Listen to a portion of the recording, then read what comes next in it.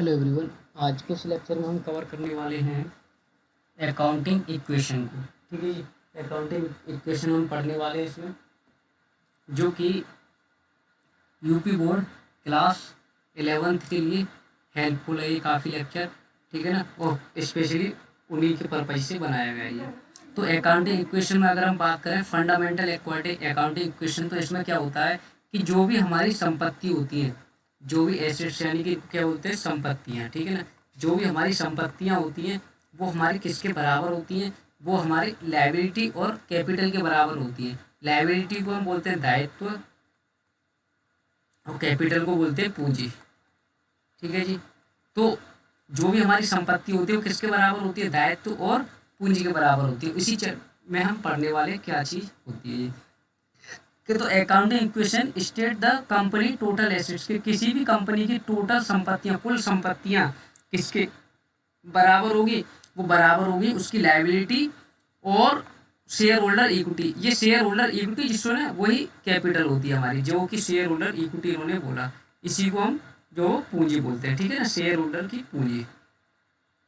अब this straight forward relationship between assets, liabilities और equity, equity यानी कैपिटल ही बोला इन्होंने बार बार, वो पॉइंट अलग चेंज कर दिया इन्होंने नाम, बट कैपिटल को ही इक्विटी बात एक ही। Consider to be the foundation of dual entry accounting system, की डुअल एंट्री अकाउंटिंग सिस्टम का जो फाउंडेशन होती है। अब इसमें क्या है, देखो हमने अभी पिछले स्लाइड में देखा कि संपत्ति हमारी किसके बराबर होती है, वो होती है हमारी लायबिलिटी और ओनर इक्विटी। ओनर इक्विटी को जो उन्होंने बोला ना, वही ओनर इक्विटी हमारी पूंजी या फिर कैपिटल होती है। ठीक है ना, क्योंकि हम पूंजी क्या होती है, किसी भी ओनर का लगाया हुआ पैसा, तो उसको ओनर इक्विटी बोल सकते हैं हम, है ना, इक्वल टू लायबिलिटी और ओनर इक्विटी। फिर से उन्होंने वही पॉइंट दोहराया। अब देखो अगर हम इसमें कुछ पॉइंटों को देखें यहाँ पे पढ़ के इंपॉर्टेंट, अकाउंटिंग इक्वेशन कंसीडर किया थे foundation of dual entry accounting system. Dual entry accounting system का मतलब क्या हो गया कि एक तो एसेट्स की तरफ जो चीज़ें आएगी वो हमारी लायबिलिटी और कैपिटल के बराबर है ना, वो सारी चीज़ें आपको जब हम न्यूमेरिकल करेंगे ना इसका, वहाँ पे क्लियर हो जाएगी क्यों डुअल एंट्री सिस्टम है, क्यों हम दो जगह इसके क्या कहते हैं कोई भी इफेक्ट देखने के लिए मिलता है हमें। तो अकाउंटिंग इक्वेशन शो करती है कंपनी की बैलेंस ऑफ दैट कंपनी की टोटल एसेट, कंपनी की कुल संपत्तियां किसके बराबर है, लायबिलिटी, बार बार वही लायबिलिटी और इक्विटी, शेयर होल्डर की इक्विटी जो कि कैपिटल होती है। ठीक है ना, एसेट्स हमारी रिप्रेजेंट करती है valuable resources control by the company, के कंपनी के जो भी रिसोर्स है, कंपनी का खुद का पैसा है ना, उनकी मशीनरी हो सकती है, उनकी फर्नीचर हो सकता है, उनका कैश हो सकता है, वो सारी चीजें है ना। और लायबिलिटी रिप्रेजेंट करती है हमारी ऑब्लिगेशंस। ऑब्लिगेशंस का मतलब क्या होता है, लायबिलिटी, लायबिलिटी क्या है, हमारा एक दायित्व है कि हमने कहीं ना कहीं से पैसा जो वो ले रखा है, या कहीं ना कहीं से हमने माल उधार ले रखा है, तो जो कि हमें बाहर वालों को देना है, तो वही हमारा दायित्व, उसी को हम ऑब्लिगेशन बोलते हैं।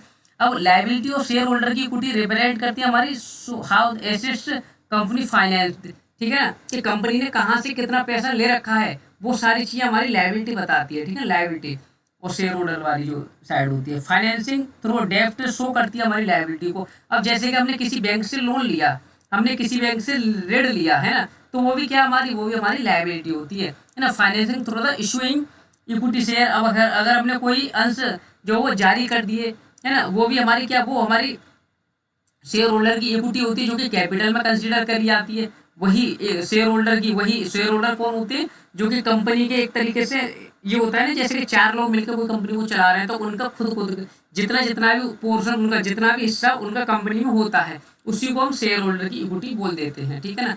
अब ये आता है अपना क्वेश्चन 8, एनसीईआरटी की बुक से ही लिया गया है ये question, class 11th UP board से। ठीक है ना, तो इसी को हम आज जो करने वाले हैं, जहां से कि आपको और अच्छे से बात क्लियर हो जाएगी। कि देखो पहला इन्होंने पॉइंट बोला कि आपको निम्नलिखित सूचना दी जा रही है, निम्नलिखित लेन देनों के आधार पर हमें अकाउंटिंग इक्वेशन बनानी है। ठीक है ना, अकाउंटिंग इक्वेशन बनानी है। तो अब यहाँ पे क्या है, देखो कि दिनेश ने नगद से व्यापार शुरू किया, तो जब भी कोई साझेदार, जब भी कोई व्यक्ति नगद से व्यापार शुरू करता है, तो वो अमाउंट हमारा उसका कैश में भी लिखा जाता है, और वो अमाउंट हमारा कैपिटल में भी लिखा जाता है ना। इसको एक मिनट,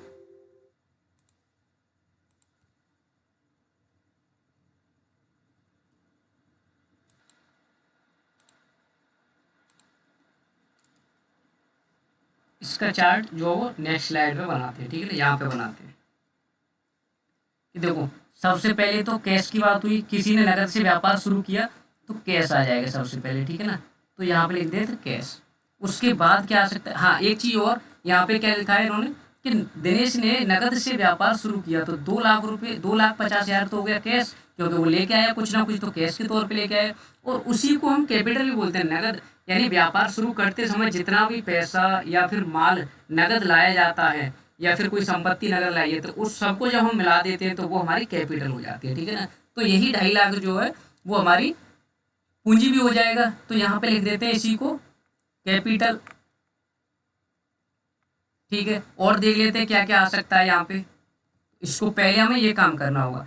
उमेश से उधार माल खरीदा, हमने किसी से उधार माल खरीदा तो उसको पैसा वापस करना है तो कौन आ जाएंगे यहाँ पे, लेनदार आ जाएंगे, है ना। यहाँ पे लेनदार आएंगे। लेनदार किधर आते हैं, वो संपत्ति, ये हमारे जो वो लायबिलिटी साइड में आते हैं। लायबिलिटी साइड में हमारी जो वो कैपिटल जो लिखी जाती है इधर ये साइड होती है, तो इधर को हम लिख लेंगे क्रेडिटर्स, क्रेडिटर्स आ जाएंगे। और देख लेते हैं उमेश से माल खरीदा, माल जहाँ पे माल शब्द आ गया वहां पे स्टॉक भी आ जाएगा, है ना, जिसको कि स्कंद बोलते हैं। तो स्टॉक हमारा किधर आता है, संपत्ति पक्ष की ओर, ठीक है ना, ये हमारा संपत्ति पक्ष की ओर आ गया। और देख लेते हैं नगद माल बेचा, देखो माल के लिए हमने स्टॉक लिख दिया, नगद के लिए हमने जो वो कैश लिख दिया, और हमने और तो कुछ आ नहीं सकता। और यही 3 पॉइंट जो है इसमें दे रखे हैं। तो ऐसा करते हैं, इसको हम और बड़ा कर लेते हैं ना, कि यहाँ से लिख लेते हैं। देखो कैश आ गया एक, तो एक आ गया स्टॉक, और ये किसके बराबर होंगे हमारे, ये होने चाहिए हमारे क्रेडिटर और कैपिटल के बराबर। तभी तो हम बोलेंगे ना कि संपत्ति हमारी बराबर है पूंजी और दायित्व के, है ना, तभी तो बोल सकते हैं हम। तो ऊपर से जो लिखा हमने उसको मिटा देते हैं, क्योंकि हमें नहीं पता था ना कि कितनी चीजें इसमें आ सकती है, तो वो हमने एक बार लिख के जो वो देख लिया, ठीक है ना। अब करते हैं इस क्वेश्चन को स्टार्ट। तो इसमें बोला था क्वेश्चन में कि 2.5 लाख रुपए से नगद से व्यापार शुरू किया दिनेश ने। तो नगद से शुरू किया तो 2.5 लाख रुपए तो इसने कैश आ गया होगा इसके पास, 2.5 लाख तो कैश आ गया, और वही 2.5 लाख हमारा जो इसके पास पूंजी के तौर पे आ गया, ठीक है, वही पूंजी के तौर पे आ गया इसके पास। तो अब स्टॉक तो कुछ नहीं आए पहली इक्वेशन में हमारे पास, तो इसमें डैश कर देते हैं। यहाँ पे इक्वल टू का साइन रहेगा और क्रेडिटर भी कुछ नहीं क्रिएट हो, तो यहाँ पे भी ये रहा। अब हम नई इक्वेशन बनाए, इसको न्यू इक्वेशन बोले, तो क्या बनेगी हमारे यहाँ पे, कि नई इक्वेशन बनेगी हमारी यहाँ पे, इसका टोटल कर देते हैं, ठीक है ना।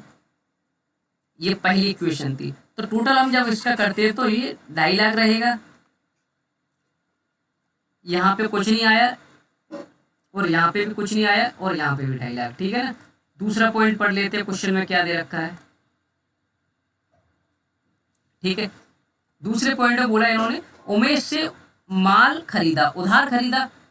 अगर यहाँ पे उधार शब्द का प्रयोग भी न करा होता ना, फिर भी हम इसको उधार मानते हैं कि उमेश, यहाँ पे ये लिखा होता केवल कि उमेश से माल खरीदा तो भी उधार होता। वो क्यों, कि किसी भी व्यक्ति का नाम आने के साथ नगद शब्द का प्रयोग न करें तब तक हम यही मानेंगे कि उधार ही खरीदा होगा, है ना, किसी भी व्यक्ति का नाम आ जाए तब,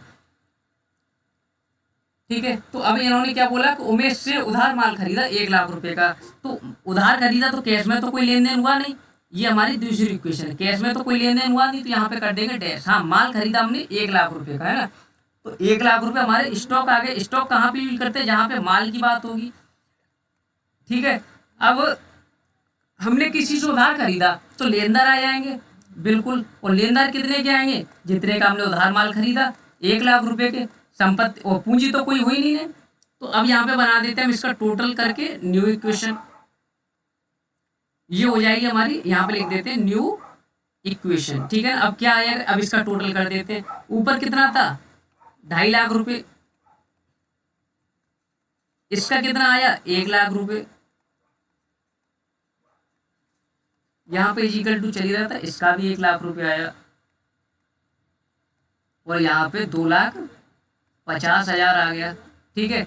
अब देख लेते हैं अगला क्या है कि नगद माल बेचा। अब देखो हमने नगद माल बेचा, माल हमने नगद बेचा तो पैसा आया होगा हमारे पास, और 80,000 का बेचा हमने, लेकिन उसकी लागत कितनी थी 70,000। तो 70,000 का माल था और हमने 80,000 में बेच दिया, तो ये 80,000 में हमने बेचा, तो इसका डिफरेंस कितना, 10,000 हमें ज़्यादा मिले ना। 70,000 की लागत थी, हमने 80 में बेचा, तो 10,000 हमें ज़्यादा मिल गए। तो ये 10,000 जो हमें ज़्यादा मिले, ये क्या है हमारा, ये हमारा प्रॉफिट है। ये क्या है हमारा, ये प्रॉफिट है। और ये प्रॉफिट हमारा कहाँ पे जुड़ जाता है, हमारा प्रॉफिट पूंजी में जुड़ जाता है। तो सबसे पहले हम यहाँ पे लिख देते 10,000 रुपये, जो कि प्रॉफिट क्या है हमारे, है ना। अब देखो यहाँ पे एक और कंसेप्ट कि देखो हमने माल बेचा, तो जो भी माल बेचा जाता है स्टॉक में से घटाएंगे उसको, क्योंकि स्टॉक हमारा क्या डिनोट कर रहा है, स्टॉक में हम लिख रहे हैं सारी माल की ट्रांजेक्शन्स को, कि कितना माल आया कितना गया, वो सारी चीज़ हमें स्टॉक में करनी है।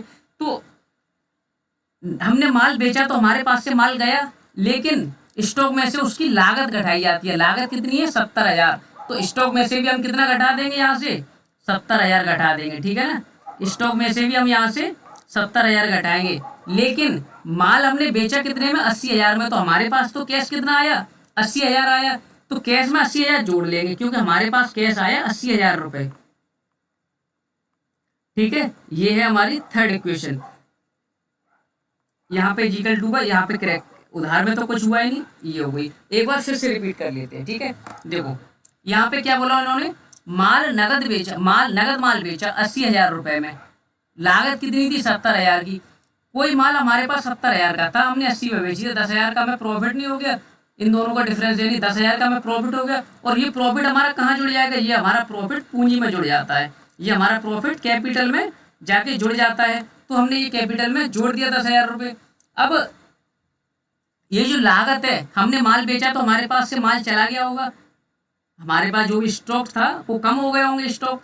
तो वो कितने से कम होंगे, वो लागत घटाई जाती है, ठीक है ना। लागत को कम करेंगे ना हम, तो कि माल कितना गया हमारे पास से, तो माल तो 70,000 का गया, तो स्टॉक में से केवल 70,000 जो है माइनस हो जाएंगे, है ना। स्टॉक में से 70,000 माइनस हो जाएंगे। वहीं पे 70,000 का माल हमने 80 में बेचा, तो 10 हमें जेब में कितना है, हमारे में 80,000 रुपये, हमारे पास नगद में तो 80,000 आए ना, तो 80,000 रुपये हमें कैश में मिल गए। तो यहाँ पे 80,000 आएंगे। अब कर देते हैं इनका टोटल,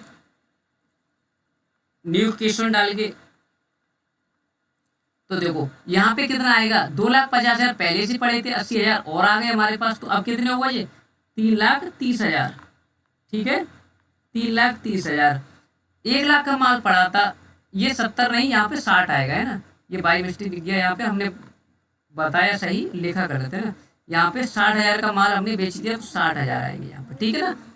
तो अब 1,00,000 का माल था हमारे पास, 60 का हमने बेच दिया, तो अब कितने का बचा माल हमारे पास, 40,000 का बचा, ठीक है। लेनदार कितने के, वही 1,00,000 के ही रह गए, क्योंकि इसमें तो कुछ फिर हुआ ही नहीं। पूंजी कितनी हो गई, 2,50,000 की पहले से थी, 10,000 प्रॉफिट हो गया, जुड़ जाता है इसमें प्रॉफिट। नुकसान हुआ होता तो नुकसान को घटा देते हम, तो ये बन गए 2,60,000,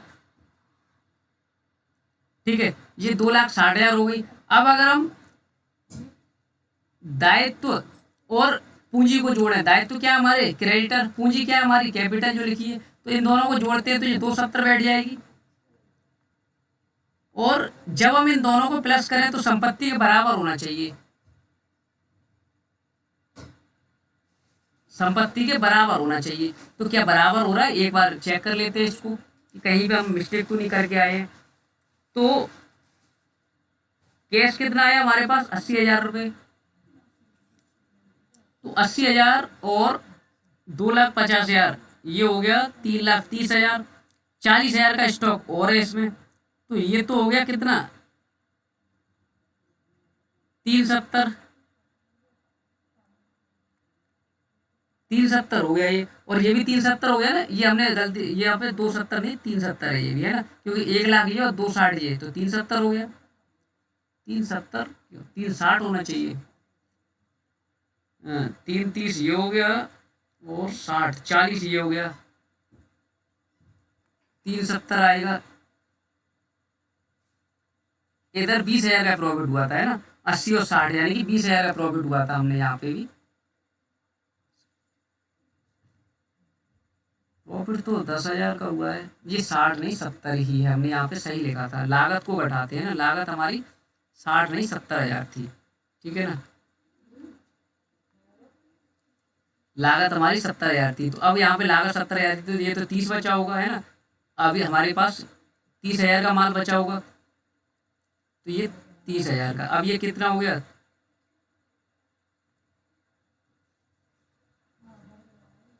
370 हो गया ये। और 370 हमारी क्या है, संपत्ति, और 370 हमारी क्या है, दायित्व और पूंजी। तो ये हो गया इसका आंसर, ठीक है ना। ऐसे करके हमें क्वेश्चन के सवाल सॉल्व करने होते हैं। और ये तो हमारा 8th number question NCERT book से। और भी काफ़ी सारे क्वेश्चन हम इस नेक्स्ट लेक्चर में कवर करने वाले हैं।